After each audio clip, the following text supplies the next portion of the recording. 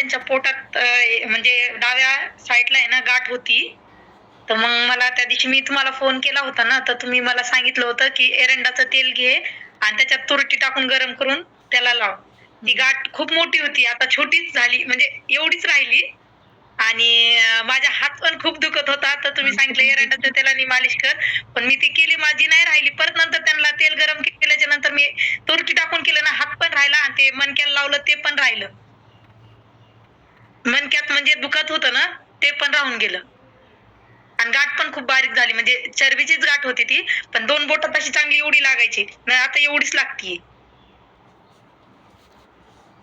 तुला कालच सांगणार होते, काल त्या मीटिंगच्या काल संडे म्हणून माहीतच नाही मला. कालच सांगायचं होतं मला. ठीक आहे. मीटिंगची वाट बघते, लिंक का नाही पडत आहे.